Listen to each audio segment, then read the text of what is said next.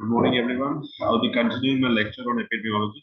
So basically, what we have discussed in the last lecture was the different tools and what are the aims and objectives of epidemiology. And what was the definition given by John and last in my. Finally, I told you about the three study designs which are done in epidemiology. These three study designs I told you were descriptive epidemiology, analytical epidemiology, and experimental epidemiology. Now we'll be discussing all three study designs in detail. So we'll be starting with descriptive epidemiology first. As the name suggests, it describes the disease. Okay, so there's what it does is it just tries to formulate a hypothesis, and it does not test that particular hypothesis. So basically, descriptive epidemiology is nothing but formulation of hypothesis. So a descriptive study is one that attempts to do no more than describe the pattern of occurrence of a disease or a condition related to other characteristics of population. So as I told you earlier, how it is described is the one study which attempts to do is just to describe the pattern of occurrence of disease or a condition related to other characteristics of a population. It just describes and formulates a hypothesis. It is a basic step to form an etiological hypothesis about the disease.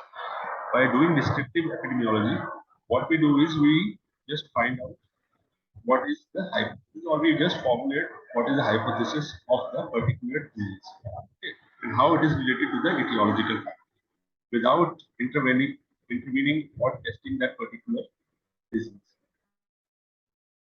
There is no test which is done in descriptive epidemiology, is just the formulation of the hypothesis.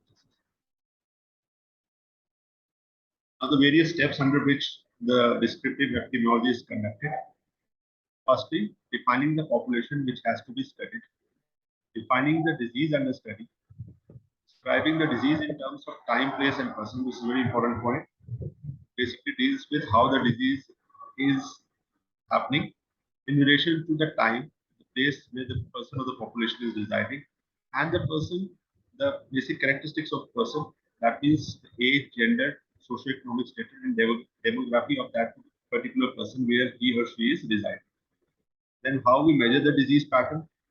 Once we have measured the disease pattern, then we compare it to the known indices. Known indices is nothing but the past records or studies which have been done previously, so that we find out what are the features in our study, how we are going to control the disease pattern in our study population. Then we formulate the etiological hypothesis. What is the etiological hypothesis? That this particular etiological factor is the causative factor for this particular disease which is understood. And we give a pattern that this disease is caused by this particular etiological factor. So again, I'll tell you the various steps involved. Firstly, we define the population which has to be studied. Then we define the disease under study. Then we describe the disease in terms of time, place, and person. Then we measure the disease.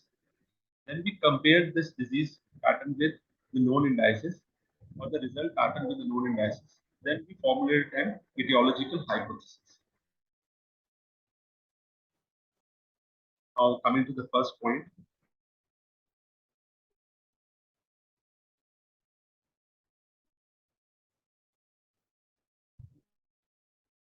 The population selected for the study has to be defined in terms of total number of composition of individuals within the population in terms of characteristics such as age, gender, occupation, culture, socio-economic factors. Once we have selected the population, we are going to define that particular population under the headings, or further segregate the particular population under the headings of age, gender, occupation, culture, socio-economic state of factors. What this segregation will help us do, we'll find out the different categories, and out of these categories, we find out what is the disease pattern in that particular category. That means age-related problems. What are the age-related problems in that particular population? What are the gender-related population in that particular population? Is there any exposure to any exposure to etiological factor during the occupation of that particular? Is the disease pattern or etiological factor linked to the occupation of that particular population? Or is there any culture or custom which is followed by that particular population, which leads to the disease pattern? and there is a risk factor in that particular culture or custom. And then socioeconomic factors. Socioeconomic factor leads to undernutrition, malnutrition, which further causes the disease pattern. So we want to know about the socioeconomic factors also of that particular study population. That's why we define that particular study population and how the socioeconomic factors are linked to the particular disease under study. So once we have defined the population, the defined population can either be the total population in the area or the sample taken from that population. So if the population size is small, we generally take the whole population as a study population.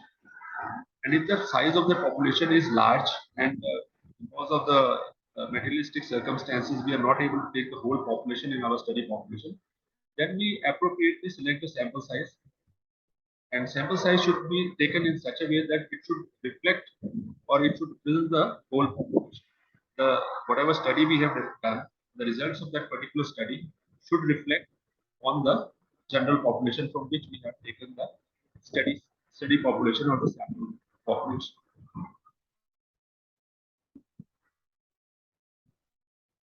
The second point is defining the disease and the study. Once we have defined the study population, that this particular population we are going to take, now we have to set the criteria of how we are going to consider a particular disease. What are the set parameters that if these parameters are there, you will consider that particular disease under study. So this is the next step after the population has been defined.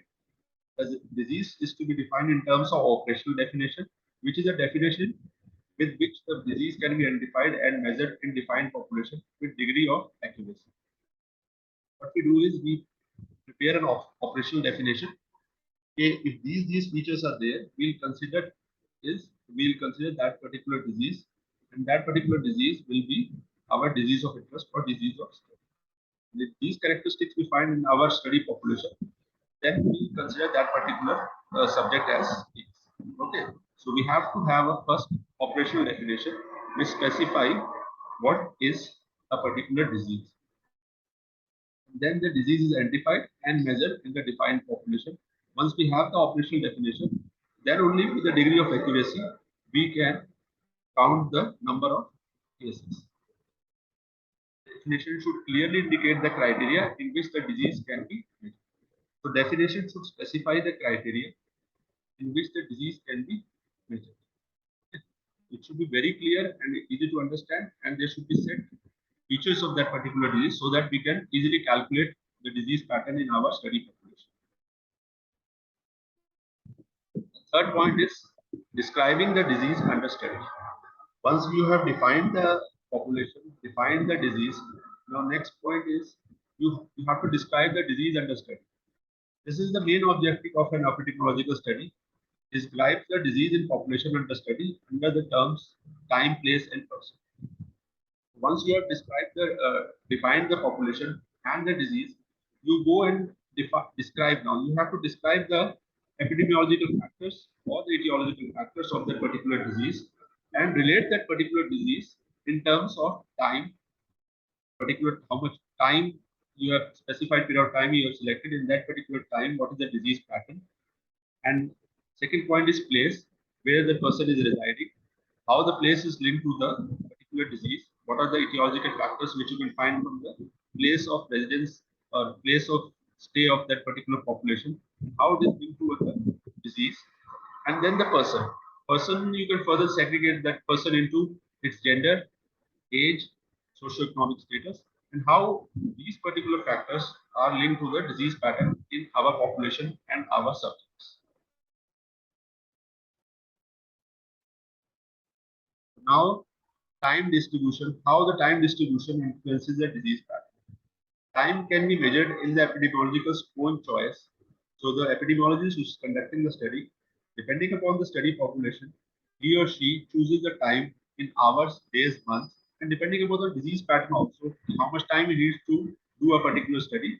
The study is divided into hours, days, or months, depending upon the nature of the disease and the condition under study. So if the condition is rare, then you take a longer time to find out the cause. And if the exposure is good and the condition is easily detectable, then can do a short study. So basically, the study is further divided into hours, days, and months, depending upon the nature of the disease or the condition under study. Measuring time may direct the epidemiologist towards the possible etiological nature of the disease. Once you have correctly you have taken the time into consideration, then it will be easy for you to find out the etiological nature of the particular disease.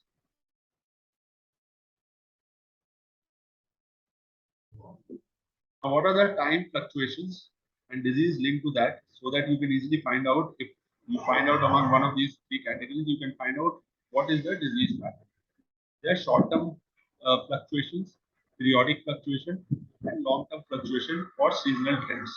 So according to time fluctuations, the disease can be further classified into short-term fluctuations, periodic fluctuation, and long-term fluctuation or seasonal trends.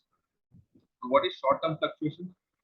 Short-term fluctuation is nothing but sudden rise of particular disease in a particular population for a short period of time. The best known example for this is epidemics. In epidemics, what happens is immediately there is a sudden increase of number of cases, then the normal number of cases which should be present in a particular population, and sudden dip in that after a period of time. So how it is defined? An epidemic is defined as the occurrence of cases of an illness or other health-related events in a region or a community clearly in excess of the normal expectancy. That's what I told you before. It is the occurrence of cases of illness or other health-related events in a region or a community clearly in excess of the normal expectancy. What is the normal expectancy for that particular population for that particular time period? If the cases exceeds that and exceeds a lot from that particular normal range, then that particular disease pattern is known as epidemic. Example is swine flu. Next is what is periodic fluctuation. There are two types of periodic fluctuation. One is seasonal variation and one is cyclic trends. Now, what is seasonal trends? Some diseases are usually seen in increased numbers in season. We don't call that particular disease pattern as epidemic because we know that these kind of diseases will increase in that particular period or season because of the change in the circumstances in the atmosphere. These most commonly include infectious diseases, example dengue or malaria, especially in monsoon season or the rainy season. Because of increase in number of mosquitoes, this kind of increase in number of cases of dengue and malaria are found, and this is categorized under seasonal trends. So it will increase, the number of cases will increase during a particular season, and it will subside once the season goes away. So it will automatically subside. Seeing the variation of disease in the different seasons, we can think of a possible etiology of that particular. So how we describe that particular disease pattern is, if we see and we have the data regarding in which season which kind of disease increases, then we can correlate that particular disease to that particular season, and we can easily correlate and find out, and we can give a hypothesis that this particular disease is because of this particular factor, and this is the disease. It's easy to know the etiological factor of that particular disease, and we categorize this particular disease under seasonal pattern. What is cyclic trends? Certain diseases or condition appear in cycles of time, which means that the peak of the condition occurs after a certain fixed duration of time. So cyclic trends, we can take example of road traffic accidents. What happens in cyclic trends? It's like there will be like how a cycle moves. There is a fixed pattern of it, and there will be in that cyclic trend. We have a certain period where there will be peak of the number of cases, and after that it will go down. In the other number of days, it will be normal. And suddenly there will be a pattern of increase in number of cases for certain duration, and again the same pattern will follow. Suppose we take the example of road traffic accident from Monday to Sunday. The pattern of disease is similar from Monday to Friday, where total number of average number of cases you take in a particular area is around 5 to 7 number of cases a day. And suddenly, due to weekend and people moving out, the number of road traffic accidents increases on weekends, that is Saturday and Sunday. So if you take in the average number of cases on Monday to Friday, and it's around 8 to 10, and the peak of the condition occurs during Saturday and Sunday. So if you take a hypothesis, it comes around 50 to 20. So that means it's a cyclic trend that around 50 to 20 cases reports on Saturday and Sunday. And generally it is around 8 to 10. So this is a cyclic trend which increases on weekends. Now, long-term or secular trends. What is long-term or secular trends? These are the changes in the prevalence of disease that gradually occur over long period of time. Basically denotes that it takes a long time for the disease to occur, and there is a drastic change from the normal relation how the disease used to occur, and how the drastic changes occur over a long period of time. Gradually, some diseases which were not common some 100 years or 50 years back, they have become more prominent over a period of time. So what are those diseases? Usually these are the diseases that prevail, and we categorize those particular diseases under chronic diseases. Usually, these are the diseases that prevail significantly over decades. Example, heart disease, cancer, etc., which were not prevalent around 100 years ago, but are now major disease of concern. So, those kind of diseases which have taken because of lifestyle and the way the people have changed their behaviors and the food habits and the living conditions. So, because of that, there's a long-term change in the trend of the disease, and the particular diseases which were not very common previously have become the disease of concern now. We can categorize the disease in the heart diseases, cancer, which were not common some 50, 100 years back, but now they're very common. Okay, so these are the long-term or secular trends which have occurred because of changes for a long period of time, changes in the lifestyle of a particular community. Now, place distribution. Place distribution, variation in the frequency of disease occurrence according to place variation is important. How the place is linked to the disease pattern, that I am going to explain now. Frequency of the disease, it totally varies because of the stay or the place of residence of a particular population. Study of pattern of disease distribution among different populations reveal variation in the disease pattern, which can obviously lead to etiology of the disease. So, different studies which have been conducted, what it tells is the pattern of disease distribution among different populations. So once we have studied the pattern of distribution among different population, how they reside, what it reveals is variation of disease pattern also. So if some person is staying, suppose in urban area, and someone is staying in rural area, the pattern of the disease will be totally different. What conditions and what facilities you are getting in urban area and what disease pattern is there in urban area, it will be totally different to the ones in rural areas, which can also lead to the etiology of disease. So that particular your residence itself can change the etiology of a particular disease.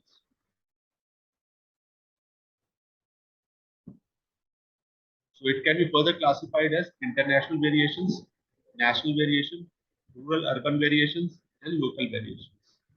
So under these circumstances, it can be classified because of your place. If you're residing, international variation, how one country is different from the other country. Nationally, one state is different from the other state.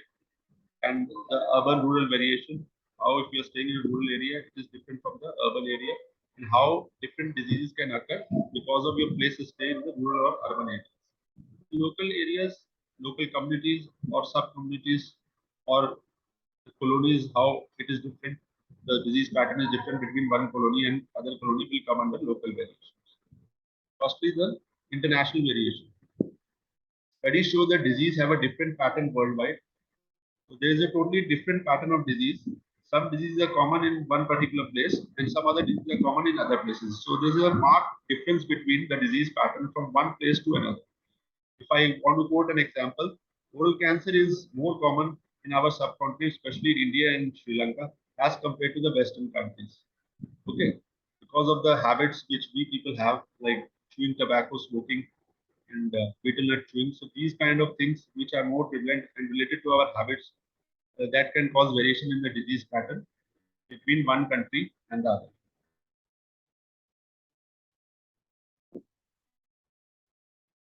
Now, national variation. Certain diseases vary in occurrence within the same country.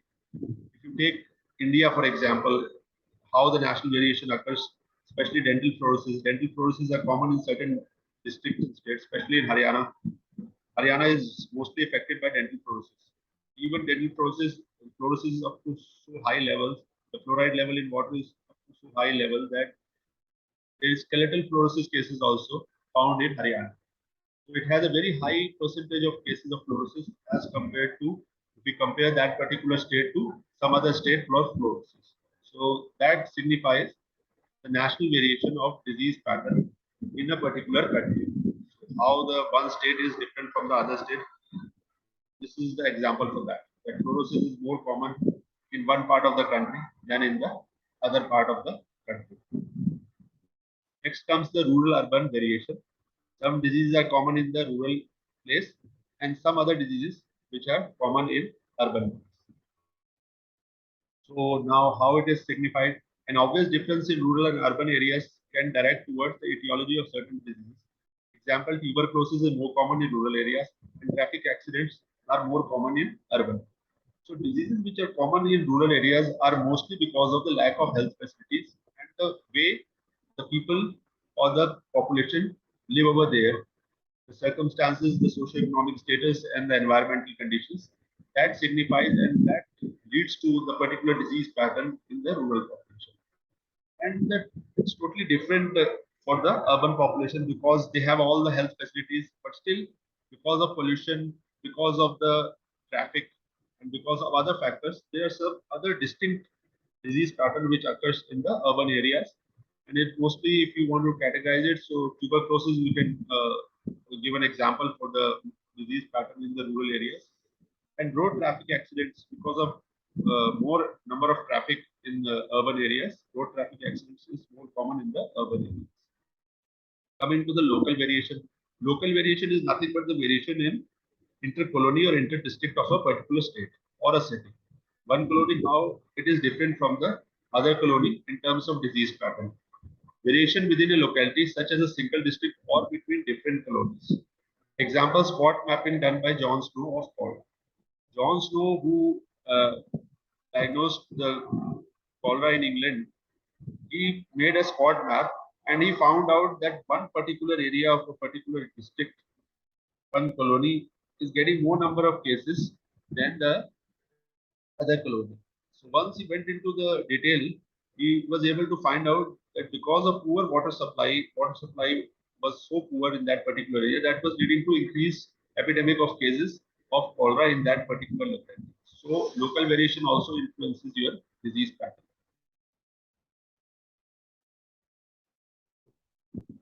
The person distribution, depending upon the characteristics of a particular person, how the disease pattern is different from one person to another. The disease can be further described in terms of person, in terms of age, gender, ethnicity, occupation, socioeconomic status, behavior, and marital status. So there is certain disease pattern which is common in elderly people than in young people. Example, if I use juvenile periodontitis is most common in younger adults or youngsters than in adults. Adults, you get mostly diabetes, hypertension, then gender-related problems. You have some problems like thyroid problem is more common in females than in males. And certain because of certain ethnicity or ethnic background, like skin cancer is more common in ladies of Muslim community because of burqa wearing. And because of occupation, you get certain risk factors which can cause disease like mining workers are more prone to lung cancer than the general population. And malnourished people, because of low immunity, they get disease pattern which is not so common among socioeconomics, which is in a population with high socioeconomic status. And behavior mental problems also can lead to certain disease pattern and marital status. If you are married or you are unmarried, there is totally two different categories and their disease pattern will be totally different.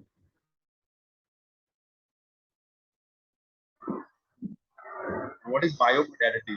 It is a very important term. It is the occurrence of two separate peaks in an age incidence of a disease. Generally, most of the disease patterns have one peak during its entire course. But if there are two peaks of a particular disease pattern in the lifetime or a lifespan, and the term given to that two peaks are biomodality. Example for biomodality is Hodgkin's disease, which shows the first peak of occurrence in early adult life and second peak in old age.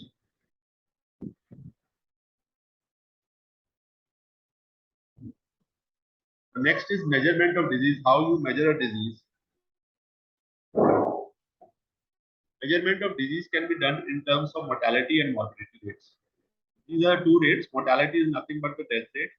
Mortality is nothing but the disability rates. So once you have got your data, you further classify this data into two rates, that is mortality and morbidity. Mortality is your death rate and morbidity is your disability rate. The morbidity can be expressed by measuring the incidence and prevalence. So how you are going to calculate morbidity, and further it can be categorized under incidence rate and prevalence rate. The incidence of disease can be obtained using a longitudinal study, and prevalence can be obtained from a cross-sectional study. This is how it differs. Firstly, we measure the disease under mortality and morbidity indicators. Okay. Then morbidity is further classified under incidence and prevalence. Once you are going to find out, you want to calculate the incidence or the prevalence of that particular disease, then you further change your study design, and for doing the incidence or calculating the incidence, you do a longitudinal study to find out the periodically the incidence rate of that particular disease in a particular population. And if you want to check prevalence, that means you want to check the number of new and old cases at a particular time period, then you can go for a cross-sectional study, which will give you the correct idea of the prevalence of cases in a particular population at a particular period of time.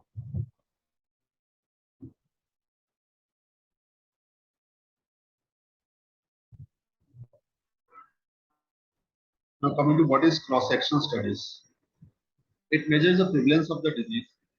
So cross-sectional studies is mostly conducting to find out the prevalence of a particular disease in a particular population. In cross-sectional studies, the measurement of the exposure and effect are made at some point, and thus we are able to get the information on the relationship between a disease and the other variables of interest as they exist at one point of time. So again, I'll explain what is cross-sectional studies. It measures the prevalence of the disease. So by doing a cross-sectional studies, we found the prevalence of one particular disease. In cross-sectional studies, the measurement of the exposure which we are trying to find out, and the effect are made at the same time. Whatever the exposure is being the community is come under, and whatever effect that exposure has produced are calculated at the same time, and thus we are able to get the information on the relationship between the disease and other variable of interest as they exist at one point. One given point of time, what is the disease and what are its relationship to the etiological factors we can find out by cross-sectional studies.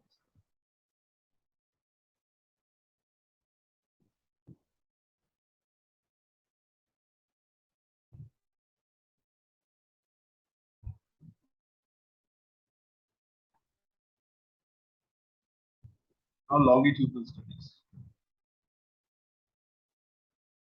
Longitudinal studies is basically to find out the incidence rate. When a discrete study is conducted over a long period of time, it can be called as longitudinal studies. So as the name suggests, if a study is done for a long period of time, at periodical intervals we go and take the data, and the study is conducted for a long period of time, the name given to that particular study pattern is longitudinal studies.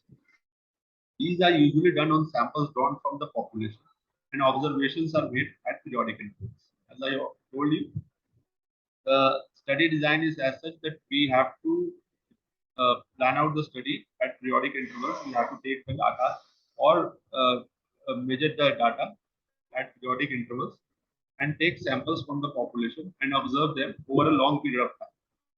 These are extremely useful. What is the uses of longitudinal studies? For studying the natural history of disease and its outcome. If we study the disease for a long period of time, we can find out what is the history of that particular disease and what could be the outcome of that particular disease over a period of time. And secondly, we can identify the risk factors associated with that particular disease. After studying the natural history of disease, how it has occurred and what is its outcome, then the risk factors can be identified through longitudinal studies. And the most important point is from the longitudinal studies, we can calculate the incidence. But the basic disadvantage of this studies pattern is that this study pattern consumes more time and it is very difficult to perform.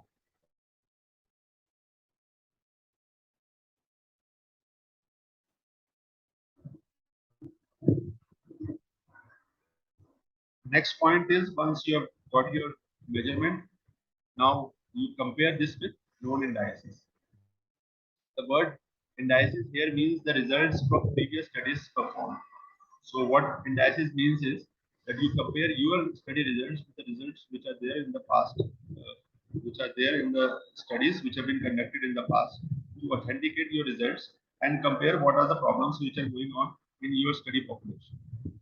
It is the nature of every epidemiological study to compare the present situation with other previous or known ones. So it is mandatory for all the epidemiological studies to compare the present situation, that is the situation or the results which have come out from the study which we have performed, with the results which are there in the history or in the past studies which have been done on the same subject. So what is the benefit of doing comparison between the our study and the studies which have been done in the past is by comparing between different populations and subgroups of same population, either by comparing different population groups or by subgroups of the same population, or comparing the subgroups, we categorize a population into subgroups and then we compare the different subgroups of the same population. It is often possible to reach to a conclusion with regard to the disease etiology and also to identify the groups or subgroups which are potentially at high risk of development of certain disease. What happens is once we compare the disease population, different disease population or the subgroup of the same population, what it can lead to, we can make a conclusion with regard to the etiological factor. This particular risk factor is causing a disease in a particular population or in a subgroup of a same population.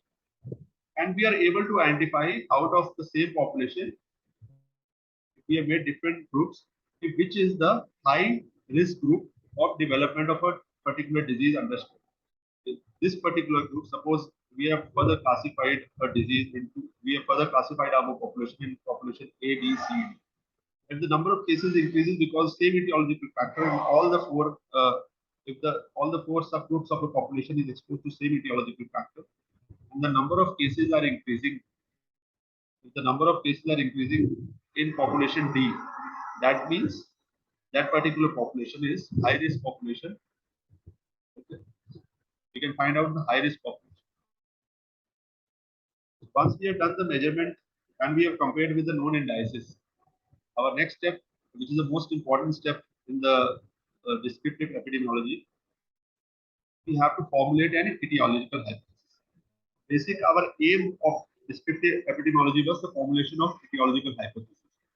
We need a etiological hypothesis at the end of our study by comparing the risk factors to the disease outcome, and then we formulate etiological hypothesis. Now, what is a hypothesis? Hypothesis can be defined as a supposition derived from the observation or reflection. Whatever we have observed during the course of the study, and that can lead us to the supposition. Supposition means what conclusion we find out why this disease is there and why this disease is linked to, or this disease is linked to that particular etiological factor.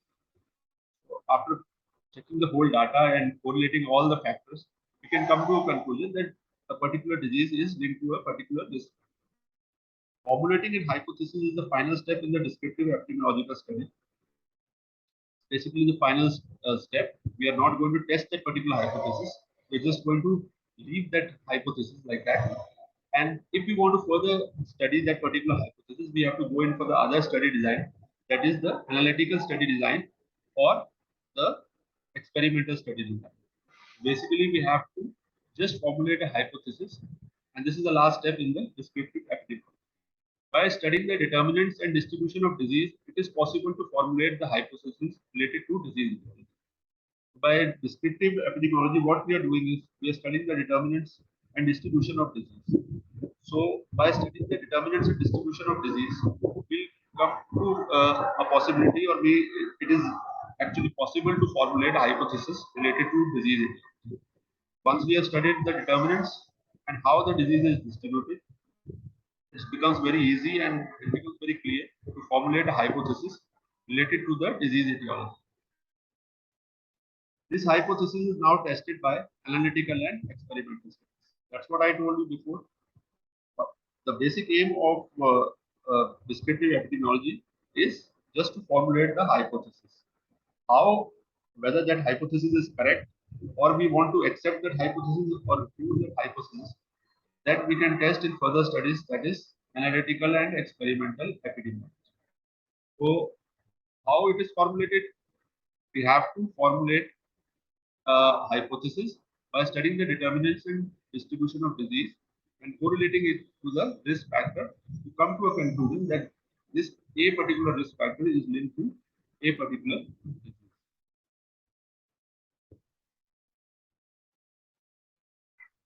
What are the uses of descriptive epidemiology? Uses of descriptive epidemiology. These are useful in providing data with regard to the type of disease problems and their magnitude in community. What happens is, by doing descriptive epidemiology, we get the data with regards to what are the types of disease which is occurring in a particular population and what is the magnitude, what is the impact it is causing on the population. So that we can accordingly plan our health services or health programs according to the disease problems and its magnitude. Secondly, these provide information on the etiology of the disease and helps in the formulation of etiological hypotheses. By doing a descriptive study, we can find the etiology of a disease, and by after finding the etiology of a disease, the etiological factors helps us in formulation of etiological hypothesis. That means that particular disease pattern or disease is linked to that particular risk factor, and that particular risk factor, if eliminated, can substantially reduce the disease pattern in a particular population. These studies provide data required for planning, organizing, and evaluating preventive and preventative services. Once we have got a data that this particular population is affected by this particular disease and this particular risk factor, we can accordingly plan our and organize our preventive and curative services to eradicate or eliminate that particular risk factor and reduce the burden of disease on that particular population. These lead to path of further research with regard to particular disease problem. Once we have got the data and we know the disease pattern of that particular population, we can further do research to find and corroborate if this particular risk factor is linked to this particular disease. Actually, we can easily, we have got the initial stages, initial step, and initial data to formulate and go for the further research find out what we have formulated, what hypothesis we have formulated is correct or not, and whether we want to accept that particular hypothesis or we want to refute that particular hypothesis. Again, I'll just briefly explain what are the uses. It is useful in providing that data regarding to type of disease problems and the magnitude. Type of disease problem in a community and its magnitude is found out by descriptive epidemiology. These provide information on the etiology of a disease and helps in the formulation of etiological hypothesis. So what we get is the etiology and the formulation of etiological hypothesis. These studies provide data required for planning, organizing, and evaluating preventive and curative services. So whatever data we get, we can accordingly plan, organize, and evaluate our preventive and curative services. These lead to paths for further research with regard to particular disease problem.